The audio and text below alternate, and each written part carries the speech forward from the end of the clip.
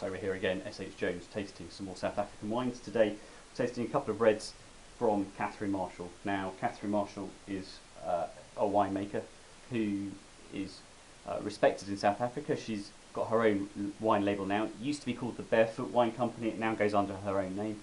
I guess that's something to do with the Californian Barefoot Wine Company and sort of legal proceedings that were probably happening from an overbearing North American wine company. I don't want to go too much into that.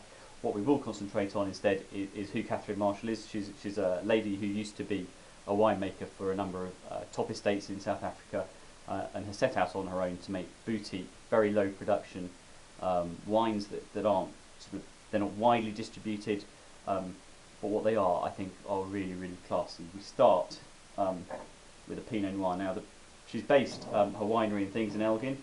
The fruit for this actually is wine of origin Cape South Coast, so that's sort of Hermanus and Elgin and Overberg and all that sort of area, Hemel-Leonard.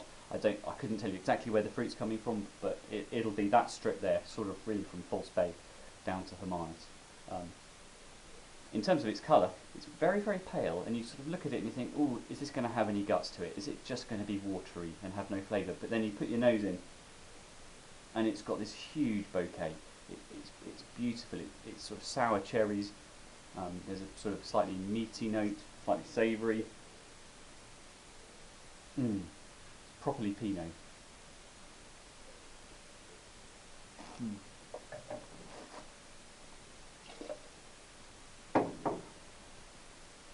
Got really good freshness. The acidity is good. Got really good length, really good concentration of fruit, especially considering the colour, and you're not expecting that, but it does. And so that's the Pinot, quite nicely packaged well, $12.99. So for Pinot Noir, $12.99, I think, absolute steal. We then move on to her SMG, that's Shiraz Mourvedre Grenache.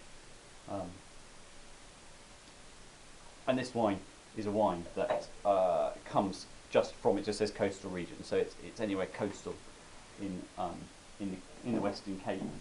What that means is that the grapes, because they literally have to be coastal, the grapes are going to be quite fresh. So we're expecting a wine that is not overly ripe. It isn't a big jammy beast, and I think that's what South Africa does really well.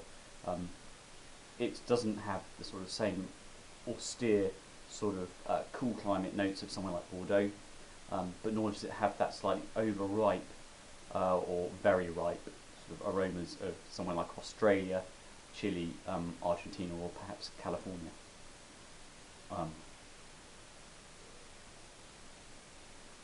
So that's really sweet fruited, peppery spice. There's lots and lots of dark berry fruits.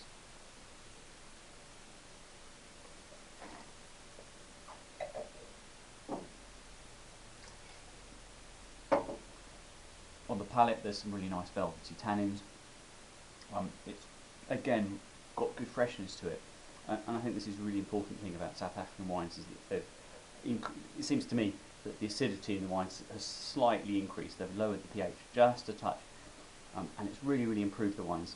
These are the sort of wines that you can quite happily drink half a bottle or more of without having too much of a headache in the next day.